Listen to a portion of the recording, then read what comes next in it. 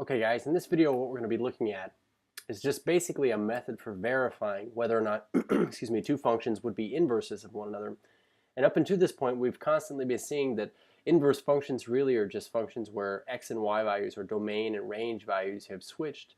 And so really their roles are kind of reversed. And so one way that we could check to see if two functions are inverses is really just we could build a table of values and show that all of the xy pairs on the first graph just flip over on the second graph. And so for instance here I could show you if f of x is equal to 2x plus 4.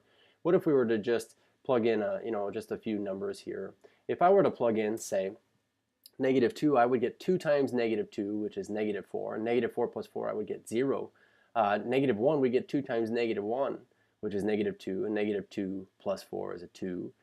0 times 2 would be 0 plus 4 is 4. I can see that these just keep increasing by 2 every time here, but basically this would be a nice set of values here. In order to show that these are inverses, what I would want to basically show is that if I were to take all of the outputs of the original, and put them in as the inputs of the inverse function here, then what we should see is that all of the outputs of the original should get sent back to the original inputs, which is what the goal of an inverse function is to do. And so if I were to say, now let's go find g of 0, I'll actually show my work on this one. We would get 0 minus 4 over 2. In other words, I get -4 over 2, I get -2. And so I would get a -2 here. And the first thing I want you to notice is that -2, 0 was on our original function, while 0, -2 is on our inverse relation. That is to say that when we plugged the output of the original into its inverse, it got sent back to its original x value, or original input. So we'll try this again here. If I plug in, say, g of 2, I'm plugging 2 into g, then I would have gotten, let me fix this equal sign here, 2 minus 4 over 2, which comes out to be -2 over 2, which is -1. So I'll list this here. We say -1. If I were to plug in, let's do one more here, g of 4, we get 4 minus 4 over 2, which is 0 over 2, which is equal to 0. What I want you to see essentially is that all of these points on our original relationship here are just switched over on the inverse. And so to verify that two functions are inverses of one another, what we could do is this.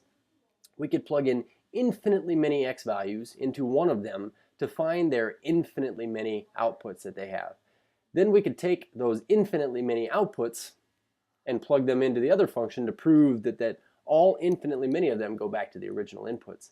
The thing that is the problem with this is that we do not have an eternity of time to go plug in all of the acceptable x values and find all of the acceptable outputs, and then take all of those outputs and prove that they all go back to the input.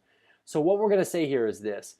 Because when two functions are inverses, we would see something like this. If I were to say f and g are inverses, then if I were to plug, say, a into f and get b, and g is its inverse, then when I plug b into its inverse, I should get back to a.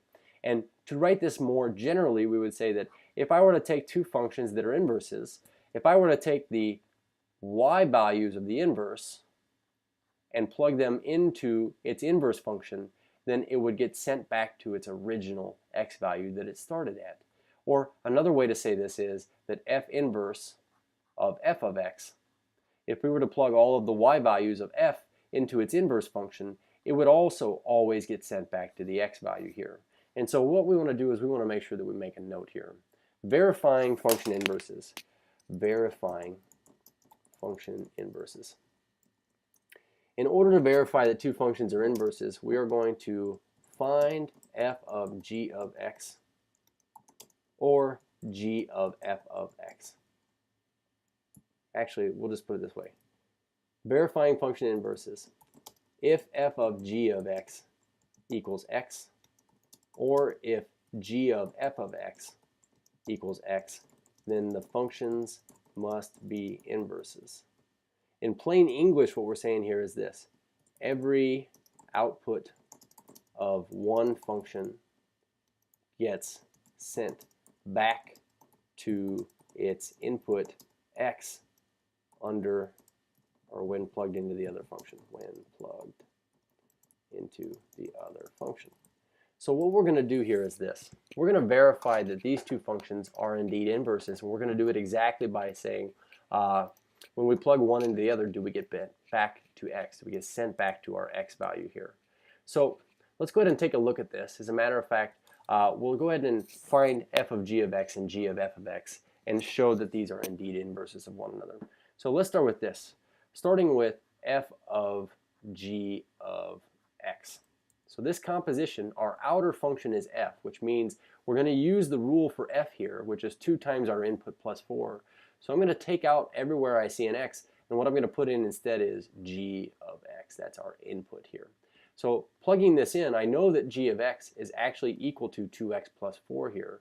So we would get 2x plus 4. Whoops, sorry. G of x is not 2x plus 4. G of x is x minus 4 over 2.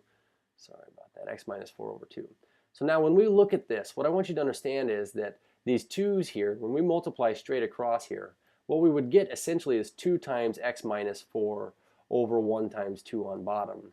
But what happens is our 2's cancel out, and so we get left with x minus 4 here plus 4. And we can certainly cancel out the 2's back here. But this x minus 4 plus 4, what we see happening here now is that the 4's cancel out and I get left with x.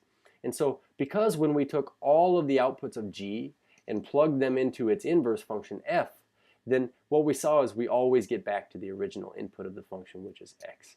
Now I want to show you here, if we do g of f of x, so we do this in the other order, we've looked at some reversing of compositions here, and we've noticed that generally speaking, they're not always going to be equal to each other. But if two functions are inverses, then we'll always find out that plugging one into the other gives us just x. So this time our outer function is g, and its rule is input minus 4 over 2. So I'm going to write this here. We say input minus 4 over 2, and our input this time we're plugging f of x into this. And so what we end up with is on top 2x plus 4 is our f of x. We had that minus 4 all over 2, and on top I see that my 4's cancel out and I get left with 2x over 2, and I see my 2's canceling out and I get left with x. And so what we would want to indicate is this. We would say that f of x and g of x are inverses. So we say f and g are inverses because f of g of x equals x, and or g of f of x equals x. And so if all we have to do is to check to see if they're inverses is plug one into the other one and see if we get x, then what I want to do is I want to give that a shot here on these two. And so our question is this: are these functions inverses of one another? So to check to see if two functions are inverses, instead of plugging in infinitely many x values and finding all the y values and then taking all those y values, plugging it into its inverse and going back to the original x's, all we're going to do is we're just going to see if I plug g of x, all of its y values into f, would I get back to x? Is this true? And so what we're going to do is our outer function is f here. Its rule is x plus 5, or input plus 5. So we're going to put in for our input here g of x in this case. And so g of x, of course we know what g of x is equal to. G of x is equal to x minus 5. So what we see instantly is that these negative 5 and plus 5 values cancel and we get x. What this would mean is that f and g are inverses, and they're inverses because f of g of x equals x. Now I don't want to check this in the other order, but you would see that if we check g of f of x, we should also get x. And so looking now at our second problem here, it says, is f of x here 8x cubed? Is that the inverse of g of x, which is the cube root of 2x? And so let's try this again. I'm going to try f of g of x, why not? And so our outer function is f. I'm going to take wherever I see an x, I'm going to take it out, and I'm going to put in g of x. And so making a substitution here, we know that g of x is really the cube root of 2x. So some things I notice. When we cube a cube root, it would undo the cube root, and so we get left with just what was on the inside. And 8 times 2x this time, I get 16x. And so what we could say here is this. We would say that f and g are not inverses of each other because f of g of x did not equal x. And so pretty easy to check to see if things are inverses of each other. All we have to do is throw one into the other function and see if we get x or not. Cheers.